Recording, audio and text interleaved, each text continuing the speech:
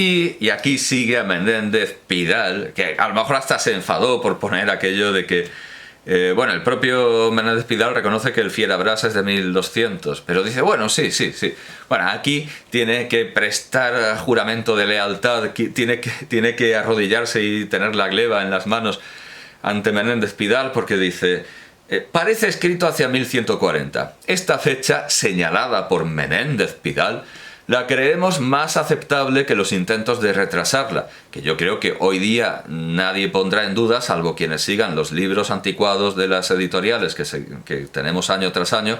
Cada año se renuevan los libros de lengua y literatura, cada año se renuevan para meter dibujitos y las últimas invenciones gramaticales de la Real Academia, el complemento, deplemento, las chorradas que se hayan inventado, modificador naval o yo qué sé, pero la historia de la literatura sigue inalterada. Bueno, solo la alteran para meter mujeres así al buen tuntún y sin juicios críticos. En lugar de dos autores perfectamente prescindibles como Prados y Altolaguirre, pues meten a sus mujeres, ese tipo de cosas. Pero lo del juglar de Medinaceli, eso sigue existiendo. Eso sigue siendo la verdad absoluta. Estudiamos una historia medieval menéndez-pidaliana a pesar de que ha habido suficientes estudios en los últimos años, Colin Smith y sobre todo Alberto Frutos Montaner, que dejan sin sentido esa cantinela, que no ya cantilena,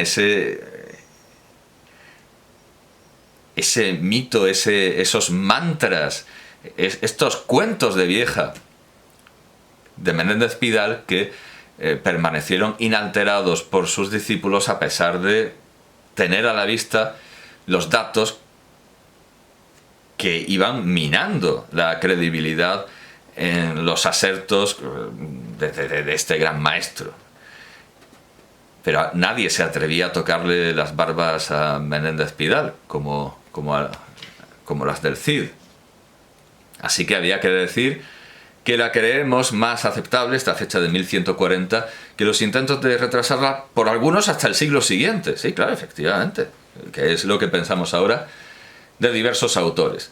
No son estas razones suficientes, y el arcaísmo de su lengua es más propio del medio siglo XII que de época más tardía. Es más propio, pero tampoco dice que haya absolutas incompatibilidades. Fue copiado a principios del siglo XIV por un tal Per Abbat. Vale, aquí sí que Per Abbat es el copista. Esto sí está claro, a diferencia de la razón de amor, donde hay una biografía de ese Lope de Moros. A Ubieto Arteta, perdón, falta un punto. Es que pone a Ubieto Arteta. Ubieto Arteta, la verdad es que me pilla un poco. He llegado a saber quién era. Antonio Ubieto Arteta, pero falta el punto. Antonio Ubieto Arteta cree que el códice, hoy en la Biblioteca Nacional de Madrid, contiene una refundición del primitivo cantar, que pudiera ser no solo de 1140, sino aún de 1128. Bueno, admitamos refundiciones, esto explicaría los arcaísmos. Pero todas las obras medievales son de algún modo refundiciones o traducciones de otras obras, así que tampoco. Pero creemos que la supuesta refundición pudo ser solo una mala copia, desconociendo las formas de la fonética anterior. Menéndez Pidal cita un caso curioso de grafía arcaica mal interpretada en un nombre vasco. Bueno, pues con esto ya. Algunos detalles de los que han querido retrasar la fecha del poema me parecen superficiales, como el verso incorrecto dentro del ametrismo, en que se da el nombre de los tres reyes magos. Claro, entonces, lamentablemente aquí hay muchos menos datos, porque no se nos dice el nombre vasco, no se nos da el ejemplo, no se nos da el verso de los Reyes Magos. Aquí, en cambio, en esta historia aparecen todas las posturas, aparece toda la bibliografía, aunque citada de esta manera un tanto descuidada. en la que, según la cual se supone que lo sabemos todo. Andrés Bello, y poner un 2, y ya sabemos dónde están editadas las obras de Andrés Bello, qué edición está siguiendo. Este tipo de bibliografía tan sumaria, Heidenstrik, Múnich, 1932, este tipo de bibliografía tan sumaria que la vemos en toda la escuela Menéndez-Pidaliana, lo que denota o lo que hace pensar al lector ante todo es que no se han leído esos libros, que ni siquiera los han visto y que es bibliografía secundaria transmitida por tradición y que están citando citas y citas y citas. Algunos libros los habrán visto, pero también entendamos que es lo normal, estaban en el siglo XX, a principios mediados del siglo XX, y no había tantos medios como para ver ediciones de 1820. Había que recorrer muchas bibliotecas, no estaban en todas las bibliotecas, por lo tanto había que recorrer muchas ciudades, no estaban en todas las ciudades, había que recorrer incluso varios continentes. Entonces, admitamos esto. Estos eruditos cuando citan Heidenstrik, Morgan, Folgen, no lo han leído. No lo han leído. De hecho, algunas veces pues aparecen errores que lo confirman. Pero aquí Ángel Balbuena Prat sí sabe de lo que está hablando. Y sí que sabe cuál es el nombre vasco, pero no lo pone. Por lo tanto, esto está muy bien como diversión, como resumen, pero desde luego no es tan enriquecedor como la historia de la literatura española en condiciones. Esto lo compré de hecho porque lo vi muy barato, no sabía que existía, seguramente muchos admiradores de Balbuena Prat tampoco. Lo vi, vamos, lo vi muy, muy simpático, me encanta cómo escribe Ángel Balbuena Prat, siempre es un placer leerlo. De hecho es una historia, es una de estas bellas críticas que decía Voltaire, es una crítica que, bueno, si no aspira a ser literatura, pues por lo menos puede ser bella y aproximarse, sí, a la literatura. Bueno, claro, ese es el parecer de Voltaire. En otro tiempo se habría considerado directamente literatura digna de ganar un premio Nobel, como lo ganó Mommsen. Bueno, pues como digo, aquí faltan muchos datos, falta toda la riquísima erudición que es precisamente el mérito de esta historia, donde a lo mejor nos expone una postura, una interpretación que contradice los datos que nos da por culpa de su fidelidad a Menéndez Pidal, pero como nos da los datos, nosotros podemos hacer nuestra propia interpretación, nosotros podemos usar esos datos para construir nuestra propia perspectiva, nuestro propio edificio crítico. Así que, aunque me parece muy mal que, viendo claramente que hay ahí un texto de un libro de 1200, que sí, será refundición de cosas anteriores, pero el texto es ese. Viendo eso, que aún así, porque se lo dice don Ramón Menéndez Pidal, se tape los ojos y diga, no, sí, pero no. Sí, pero no. No, es de 1140, porque lo dice don Ramón. Bueno, pues precisamente estos dos rasgos que me han llamado tanto la atención, de ser destructivo, aunque no se atreva a serlo, de dejarse ya de tonterías, escribir un catalán y nos da una historia distinta de la literatura castellana, y el que hable de literatura a diferencia de otras historias y que se olvide de la historia y piense solo en literatura y que diga cosas que se callan habitualmente porque dicen, no, es que no es historia. Ya, pero es que esto no es historia, esto es literatura. La típica pugna, la inacabable lucha con mis alumnos, es que esto no es lengua. Ya, es que la asignatura no se llama lengua. Y además a saber qué es eso de lengua, porque solo se interpreta como lengua los desvaríos gramaticales de la Real Academia. Esto es lengua castellana y su literatura. Si no es lengua, señor alumno o señorita alumna, será literatura. Así que sí, esto no es lengua, ya, es como si usted va a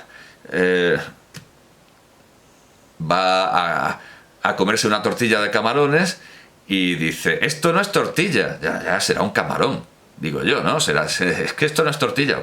Bueno, pues será un camarón. Vaya estupidez. Aparte de que la literatura es indisoluble de la lengua. como la tortilla de los camarones, una tortilla de camarones. Claro, ¿con qué se hace la literatura? Con lengua. ¿Y de dónde se sacan las autoridades para establecer un canon gramatical y unas normas? De la literatura.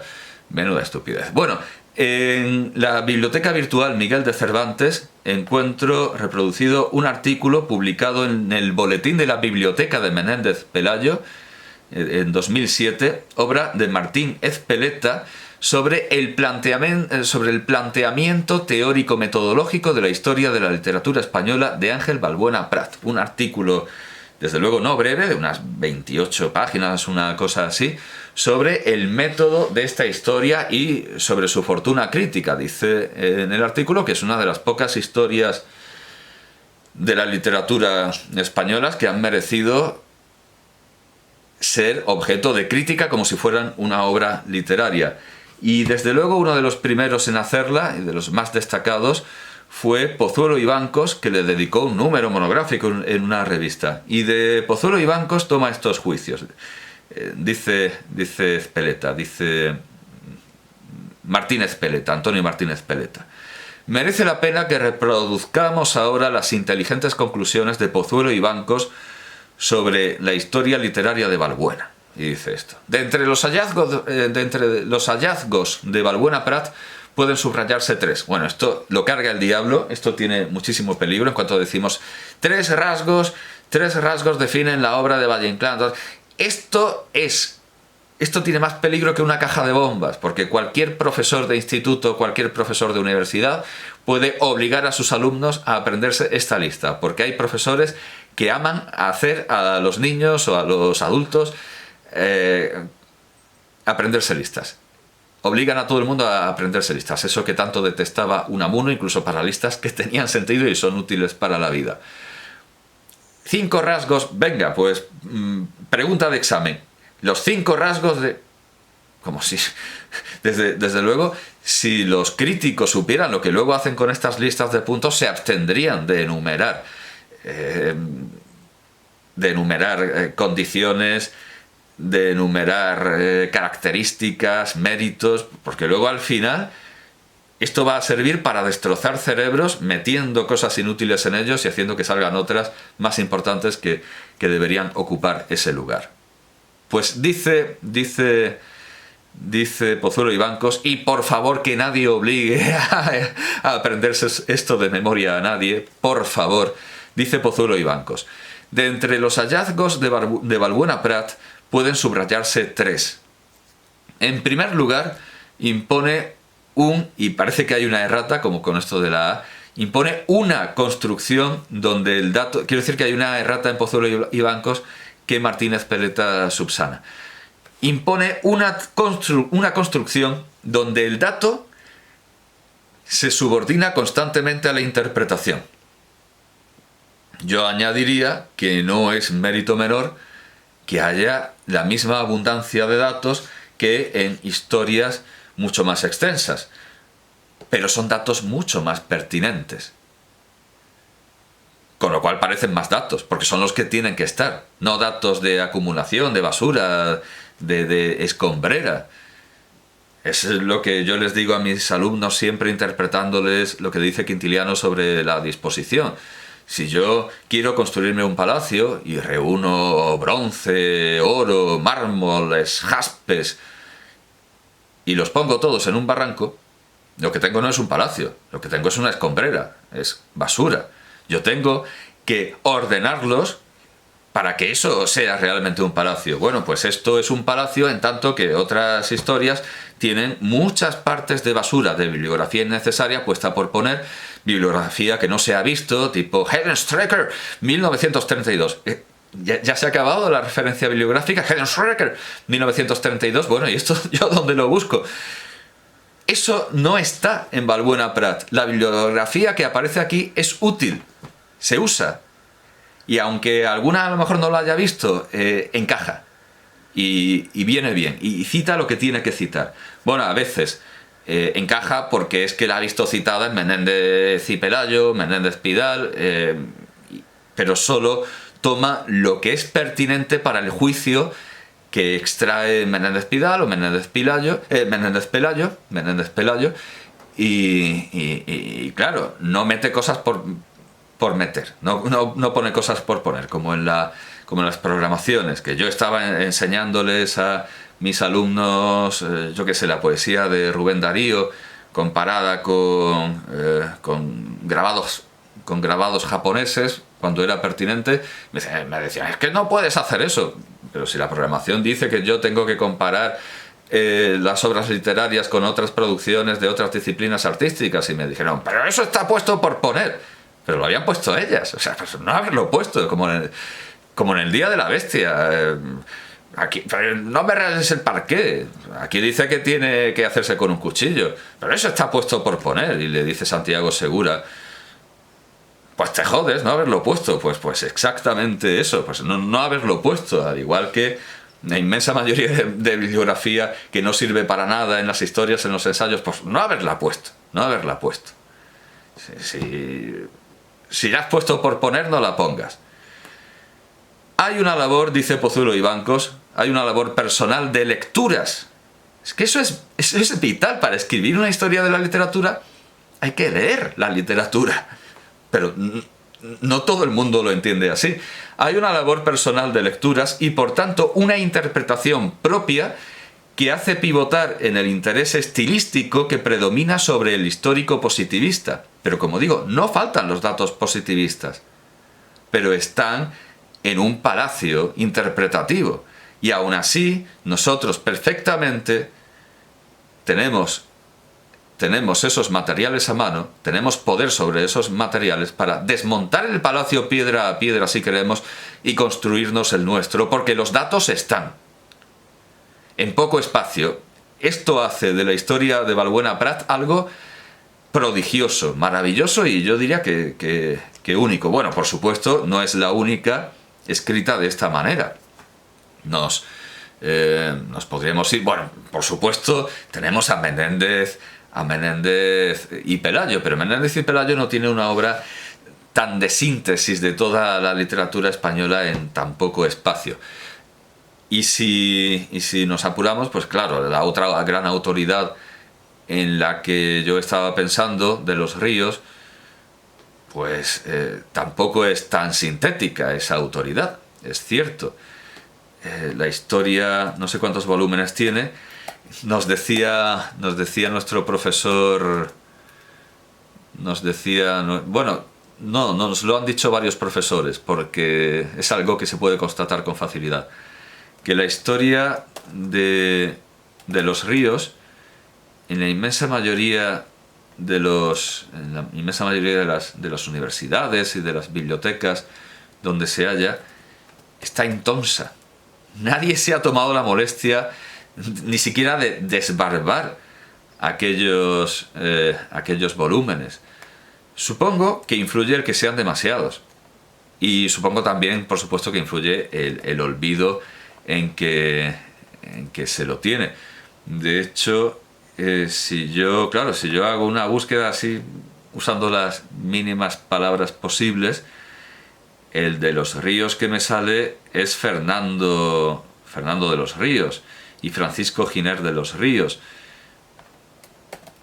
A lo mejor he tenido un lapsus, freudiano o no. Vaya, es que me parece que esto que estoy buscando es demasiado exquisito. A lo mejor me sale la historia de Díez Borque, de Valverde. Vamos a ver. Quizá estoy teniendo un absurdo... No, sí, efectivamente. De Los Ríos. La historia crítica de la literatura española de don José Amador de los Ríos. Afortunadamente está digitalizadísima. Bueno, pues estos volúmenes maravillosos, llenos de datos que ponen en contexto la literatura española con la italiana, con la hebrea, en la mayoría de las bibliotecas están intonsos. Y vamos a ver si encuentro rápidamente cuántos volúmenes. También el número de volúmenes da un poco igual, porque importa lo nutridos que estén. Vamos a ver, aquí están sus obras. Historia de la... No, pero esto es una obra... Historia crítica de la literatura española. Claro, 7 volúmenes. 7 volúmenes entre 1861 y 1865. 7 volúmenes. Y hay que tener en cuenta, y esto hay que tenerlo muy en cuenta, don José Amador de los Ríos muere en el año 1878. En el año 1878. El tercer volumen de la historia... El tercer volumen de la historia de la literatura española de Ángel Balbuena Prat empieza, bueno, en el siglo XVIII, pero voy a detenerme en... Vamos a ver, Rosalía de Castro, pues eso... No, es contemporánea. Pues digamos, 1886, esto es posterior, Bécquer, esto es Zorrilla. Pues digamos, hemos dicho que murió, bueno, Zorrilla muere viejísimo, Amador de los Ríos muere antes que Zorrilla, 1878. Zorrilla, de hecho, muere bastante pobre en 1893. Amador de los Ríos había muerto ya en el 78. Pues digamos, Romance, Duque de Rivas, Apogeo, pues podemos quedarnos aquí. Sí, como mucho, vale, digamos que la historia de José Amador de los Ríos cuenta en 7 volúmenes lo que Ángel Balbuena Prat cuenta en esta parte del segundo volumen y en el primero.